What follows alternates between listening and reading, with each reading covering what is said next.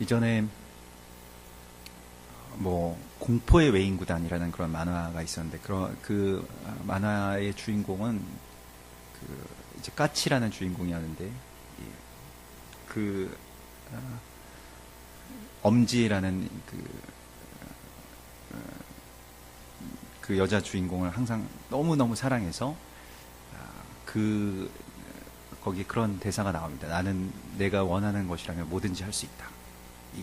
그래서 그 영화 주제가 영화로도 나왔었고, 난 내가 기뻐하는 것이라면 뭐든지 할 수 있어. 이런 주제곡도 나왔었고, 그래서 정말 사랑하는 모습이라면 그 사람을 위해서 뭐든지 할 수 있는 것이 사랑이다. 이렇게 우리가 생각하고 또 그렇게 믿어왔고 그것이 사랑이라고 생각합니다. 그러나 오늘 고린도전서 13장은 정말 사랑이라면 무엇을 안 할 수 있는가 하는 것에 대해서 말씀하고 있습니다. 뭘 안 할 수 있는가? 뭘 하는 것은 공포의 외인구단적인 그런 사랑은 우리가 생각하는 우리의 그런 세상에서 살아가는 그 삶 가운데서의 어떤 큰 사랑일지는 몰라도 하나님은 오늘 이 고린도전서 13장에서는 그건 사랑이 아니라고 말합니다. 여기에 보면 내 몸을 불사르게 내어줄지라도 사랑이 없으면 아무 소용이 없다. 그러니까 불사르게 내어주면 그건 사랑이지 않을까? 그런데 그게 아니라는 것이에요. 사랑은 무엇이 되기보다는 무엇이 되지 않는 것, 또 무엇을 하기보다는 무엇을 하는 것에 대한 포기가 사랑이라고 분명하게 말하고 있습니다. 그래서 오늘 그 사랑에 대한 구체적인 하나님의 말씀들을 우리가 계속 쭉 이번 주에 함께 나누고 있는데, 그래서 그 사랑이 어떤 뜬구름 잡는 이야기가 아니라 그 사랑에 대한 아주 구체적인 개념, 또 구체적인 행동으로 이어지는 사랑에 대해서 말씀하고 있죠. 그래서 사랑은 오래 참고로 시작되는 무엇을 하지 않는 사랑에 대한 하나님의 사랑이 오늘 여기에 나오고 있습니다. 그리고 이 말씀에 대한 전제는 사랑이라는 것은 은사다라는 것입니다. 사랑은 우리 안에 원래 없다는 것이에요. 누군들 사랑하고 싶지 않겠습니까? 누군들 사랑하면 행복하다는 걸 몰라서 부부간에 사랑이 없고, 또 사람들을 사랑하면 좋다는 걸 몰라서 사랑 못하겠습니까? 그런데 보기만 해도 싫은 걸 어떻게 해요? 그냥 그 마음 가운데 그 사랑이 거세되면 그 남은 것은 지옥과 같은 것이죠. 그래서 정말 죽지 못해서 결혼해서 살아가던 부부들이 갑자기 정말 지옥과 같은 삶을 경험하고 이제 더 이상은 안 되겠다라고 이야기하는 것이 바로 그 지점입니다. 그런데 거기에다 대고 사랑하셔야 됩니다. 그래도 참으셔야 됩니다. 그래도 오래 참고 그래도 견디셔야 됩니다. 이렇게 말한다고 한들, 이 고린도전서 13장을 가지고 와서 그렇게 윤리적으로 한다고 한들 안 되는 걸 어떡하냐는 것이에요. 그것은 오늘 이 고린도전서 13장의 말씀의 진리와는 맞지 않습니다. 그것은 어디에 상담이라든가 어디에 치료를 받거나 그런 쪽에서는 그런 말을 할 수 있겠습니다만은, 그러나 하나님은 분명히 우리에게 말씀하십니다. 이 사랑은 주어지는 것이다 라고 말씀하세요. 이 사랑은 은사다. 마치 방언과 예언과 또 병 고치는 은사와 같이 원래 우리에게 없는 것이라고 말씀하시는 거예요. 이게 없는데 나에게 주어진 것이다. 그렇기 때문에 우리는 이것을 사모하고 이 은사를 구해야 된다는 것입니다. 우리는 사랑의 은사에 대한 구함을 별로 이제껏 하지 않았어요. 그냥 다른 능력에 대한, 그리고 다른 어떤 구체적인 응답에 대한, 나의 부족함에 대한 채움에 대한 기도는 많이 했습니다만은, 은사에 대해서 우리가 알아야 되는 것은 은사는 계속 구해야 된다는 것입니다. 정말 절실하게 구해야 된다는 것입니다. 주님께 계속 기도의 제목으로 놓고, 주님, 저에게 사랑의 은사가 없음을 주님께서 아시지 않습니까? 저에게 사랑의 은사를 선물로 주시옵소서. 아들이 그 아비에게 떡을 달라 하는데 돌을 줄 아비가 어디 있겠느냐 주님께서 말씀하시죠. 우리는 항상 돌을 구하기 때문에 주님께서 주실 수가 없고 기도의 응답이 없었습니다. 그러나 이 신령한 은사에 대해서 구하라. 오늘 이 고린도전서 12장의 마지막 절이 그렇습니다. 그래서 신령한 은사에 대해서 구하라고 하셨을 때 우리 그럼 무슨 은사를 구하느냐? 이 은사를 아주 구체적으로 구해야 된다는 것이죠. 우리가 전에 말씀드린 것처럼 정말 어떤 운동을 하더라도 내가 지금 어떤 것을 위해서 하고 있느냐, 어떤 부위에 어떤 근육을 지금 움직이고 있느냐 하는 것을 알아야지 또 그 은사를 정확하게 받을 수가 있죠. 그래서 오늘 사랑은 오래 참고, 사랑은 온유하고, 시기하지 않고, 사랑은 자랑하지 않고, 교만하지 않는다 라고 하는 이 쭉 이어지는 하나님의 말씀들을 이렇게 쭉 우리가 같이 보면, 구체적인 것을 넘어서 전체적으로 이 말씀을 보면, 이 말씀은 정말로 정말로 사랑할 수 없는 사람에 대한 이야기입니다. 첫 번째로 내가 참기 어려운 사람에 대한 이야기입니다. 어떤 이 대상을 이야기할 때 우리가 마땅히 사랑할 만한 사람들 말고, 그것은 아무나 하는 것이라고 예수님께서 말씀하십니다. 너희가 사랑하고 싶은 사람, 그리고 너희가 사랑할 사람을 사랑하는 것은 누가 못하냐. 그거는 뭐 예수 안 믿어도 할 수 있는 것이다. 그러나 너희가 정말로 사랑할 수 없는 그 사람, 원수, 보기만 하면 화가 치밀어 오르는 사람, 정말 오래 참지 않으면 같은 자리에 있을 수 없는 사람을 위한 이야기입니다. 지금 이 고린도서 13장은 그렇게 낭만적인 어떤 로맨틱한 사랑장이 아닌 것이에요. 이것은 정말로 처절하게 마치 정말 피가 튀기는 그런 영적인 전장과 또 감정적인 전쟁의 한복판에 있는 우리들에게 주시는 하나님의 말씀입니다. 이건 뭐 그냥 로맨틱한 감정이야. 아무나 뭐 알려주지 않고 가르치지 않아도 대부분은 그냥 자연스럽게 다들 하는 것입니다. 그런 사랑에 대해서 말하는 것이 아니에요. 유행가에 나오는 사랑의 이야기가 아니고, 사랑할 수 없는 사람, 사랑이 불가능하고 끊쳐진 그 지점에서 우리가 어떻게 살아야 되는가, 그것이 바로 고린도 교회 아닙니까? 분쟁과 분열과 서로에 대한 반목, 시기, 다툼, 뒤에서 수군거리는 것, 이 파벌이 나눠지고, 오늘날에도 뭐 학교의 모습과 같죠. 아이들이 뭐 서로 그저 왜 싸우는지도 모르고, 왜 왕따를 시키는지도 모르고, 왜 저 아이를 내가 미워해야 되는지도 모르고 뭐 미워하는 것이고, 그 안에 사랑이라고는 찾아볼 수 없습니다. 그거 어떻게 해결할 수 있을까요? 거기에 무슨 교육이 들어갈 수가 있습니까? 무슨 어떤 시스템이 들어갈 수 있습니까?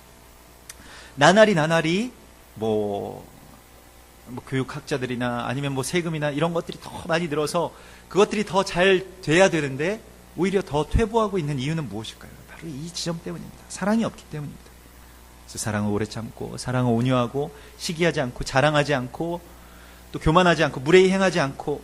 그래서 계속 이 이야기들이 나오는데, 어제도 우리가 함께 나눴습니다만, 악한 것을 생각하지 않는다라고 하는 것에서도 그런 것을 발견할 수 있죠. 여기에서 이제 번역상의 어떤 오류가, 악한 것을 생각하지 않는다, 어떤 사람에 대한 잘못된 것을 기억하지 않는다, no record라고 나오는 악한 것을 기억하지 않는다. 사람에 대한 평가 자체가 틀려지는 것이에요.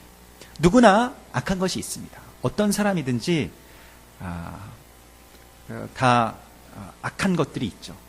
그 사람의 선한 것이 있는가 하면 악한 것이 있는데, 거기에 대해서 우리는 아주 쉽게 빠져듭니다. 빠져든다는 게 무엇이냐면, 쉽게 거기에 결박돼요. 그 사람 굉장히 좋은 사람인 줄 알았는데 배신감이 느껴지죠. 어떻게 그럴 수가 있냐, 어떻게 그 사람이 그렇게 악한 일을 할 수가 있느냐, 그렇게 악한 말을 할 수가 있느냐. 뭐 아주 작은 것이라 할지라도 거기에 한번 결박되기 시작하면 계속 생각이 납니다. 그리고 집에 가서도 생각이 나고, 누가 얘기할 때도 걔가 그랬다, 원래 그런 사람이었다. 그러나 사랑은 그것에 대해서 no record, 다 지운다는 것입니다. 그리고 불의를 기뻐하지 않고 진리와 함께 기뻐한다는 거죠. 그 어떤 사람에 대한 불의, 그러니까 그 사람이 불의하다는 것에 대해서 내가 기뻐할 필요가 없다는 것이. 또 한 가지, 모든 것을 참는다라고 하는 것이 어제 우리가 함께 나눴죠. 모든 것을 참는다는 것은 그냥 내가 이거 그냥 참고 넘어간다 이런 것이 아니라, 더 적극적으로 그 사람에 대한 것을 프로텍트 한다, 그래서 보호해 준다라는 뜻입니다. 그 사람을 보호해 주고, 누군가 그 사람을 정죄하는 사람이 있다면 그 사람에 대해서 아니다, 이 사람 그렇지 않다 라고 하는 것이 사랑이라는 것입니다. 이 사랑의 마음은 누구의 마음이냐? 아버지 하나님의 마음이라는 거예요. 우리가 우리의 자녀들이 아무리 흠이 있어도 누군가 내 자녀에 대해서 욕을 하면 그것만큼 괴로운 일이 없죠.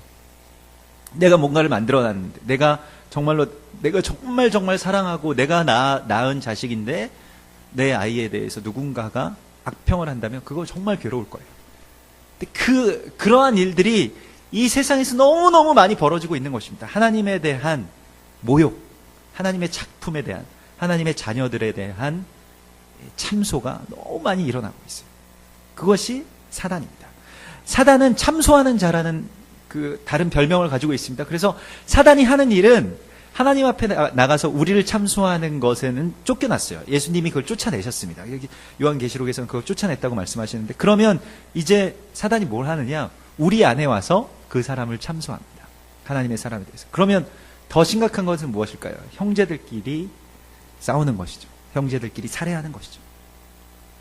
그것이 가인과 아벨로부터 이어지는 계속되는 형제 살해의 역사입니다. 우리가 계속 그러한 것을 하고 있다는 것이죠. 그래서 오늘 이제 주님께서는 우리에게 말씀하십니다. 실패하지 않는 것은 무엇이냐? 세상의 끝에서 결국 뭐만 남느냐? 사랑만 남는다는 것이에요. 재주도, 능력도, 한 일들도 아무것도 남지 않는다는 것입니다. 사랑만 남는다는 것입니다. 그래서 오늘 8절에 보면 사랑은 언제까지나 떨어지지 아니하되, 그러니까 사랑은 실패하지 않는다는 것입니다. 그러나 예언도 패하고 방언도 그치고 지식도 패하리라.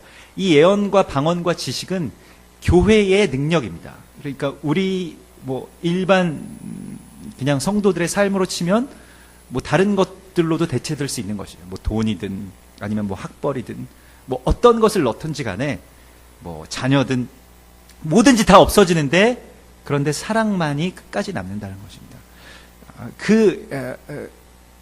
그래서 결국에는 우리가 이 세상에서 뭘 하고 갔느냐 하는 것에 대해서, 우리가 이 세상에서 뭘 하고 가고 뭐만 남느냐, 우리가 이 세상을 떠날 것인데, 그래도 결국에는 마지막에는 사랑만 남는다는 것이죠. 우리 안에, 우리의 삶 가운데 그것만이 남는다는 것인데, 오늘 더 나아가서 이제 그 사랑이 예언과 방언과 하나님의 그 역사에 대한 완성임을 오늘 주님께서 말씀하고 있습니다. 이것은 조금 더 신학적인 것인데, 우리는 부분적으로 안다는 거예요. 그 부분적으로 안다는 것은 하나님의 그 큰 사랑을 우리가 이해할 수 없는 부분이 있다는 것입니다.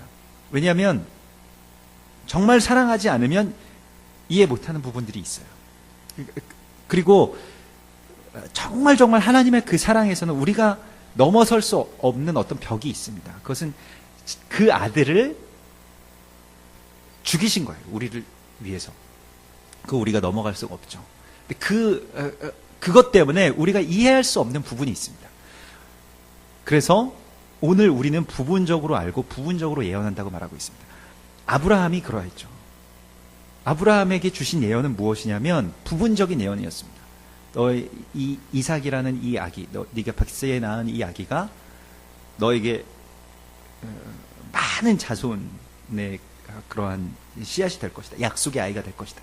이것은 부분적인 예언입니다. 이거 맞는 이야기지만, 그러나 하나님께서는 그것을 넘어서시는 하나님의 말씀을 하십니다. 그 아이를 데려다가 모리아산에서 죽여라. 나에게 바쳐라. 이것은 우리가 넘어설 수 없는 부분이죠.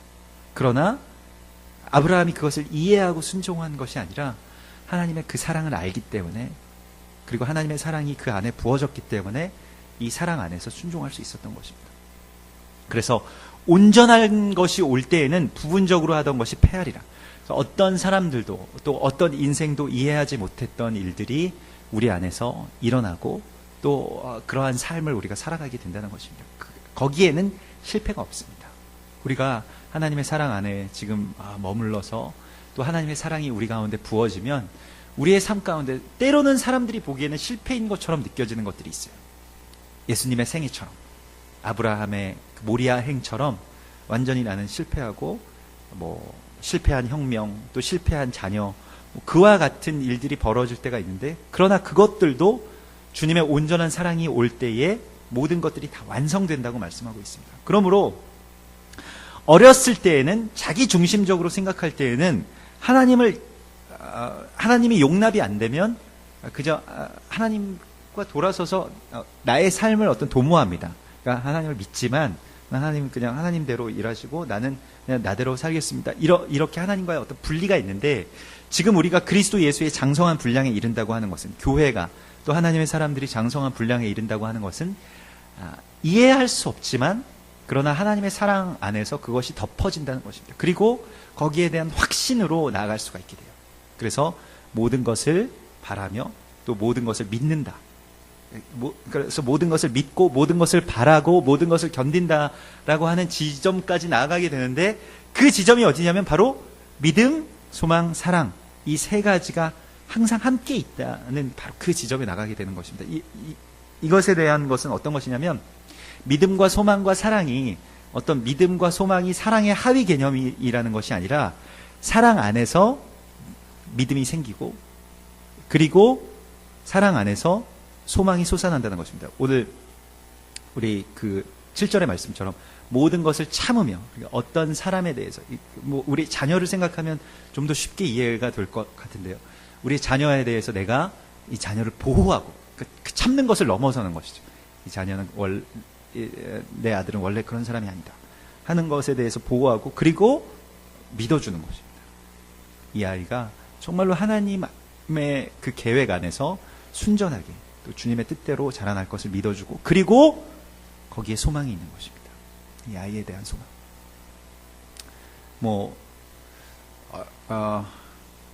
저도 간혹 그런 이야기를 합니다만은, 바울이 그랬던 것처럼 나의 나되는 것은 정말 하나님의 은혜입니다. 내가 지금 우리 모두 마찬가지지만 하나님께 예배할 수 있고 또 지금 이 모습으로 하나님께 나아갈 수 있는 것 자체가 우리에게는 우리를 보호하시고 또 우리를 견디시고 우리를 참으시고 또 우리에게 대한 나에 대한 기대, 그 소망을 가지고 기도하셨던, 말할 수 없는 탄식으로 기도하셨던 성령님의 기도가 있고, 또 동역자들의 기도가 있고, 또 아버지와 어머니와 또 중보자들의 기도가 있는 것이죠. 그것이 하나님의 은혜인 것이고, 그것이 바로 믿음과 소망과 사랑, 이 세 가지가 항상 함께 있다. 이것은 항상 있는 것입니다. 그런데 이것이 우리 가운데 내려올 때, 그래서 이 아주 근본적인 하나님의 사랑이 우리 안에 거하실 때 우리는 아주 새로운 세계를 만나게 됩니다. 그리고 새로운 관계의 진전 가운데로 들어가게 됩니다. 여러분, 이 말씀은 사랑할 수 있는 사람에 대한 말씀이 아니에요. 이 말씀은 사랑할 수 없는 사람, 그리고 내가 용납할 수 없는 사람을 그저 견디는 것에서 더 넘어서서 주님께서 자신을 배반했던, 자신을 버리고 다 뿔뿔이 흩어졌던 그 제자들 한 사람 한 사람 찾아가셔서 밥을 해 먹이시고, 그리고 함께 다시 주님의 사랑을 회복하신 것처럼 그러한 일들, 그러한 관계에서의 진전, 예수님께서 이 땅 가운데 다시 부활하셔서 행하신 가장 소박하지만 가장 위대한 주님의 역사가 이제 우리 안에서 펼쳐지게 될 것입니다. 그것은 아주 위대한 일처럼 보이지 않을지도 모릅니다. 그저 견디는 것이고 다시 어떤 사람에게 가서 이야기하는 것이고 또 그 관계 안에서의 승리를 맛보는 것인데, 그러나 그것이 가장 큰 일이고 이것이 이 세상 끝날까지 영원히 남을 것이다 라고 말씀하고 있습니다. 우리가 아는 바와 같이 베드로와 예수님의 이야기 중에 베드로에게 무슨 어떤 권한을 주시고 권세를 주신 것보다 더 큰 이야기는 베드로의 사랑을 예수님께서 회복하신 이야기이죠. 그와 같이 우리 안에도 주님을 향한 사랑, 그리고 그 사랑을 회복하셔서 이 세상을 향한 사랑으로 넘치게 하실 그 주님의 사랑을 신뢰합니다. 우리 함께 같이 기도하겠습니다.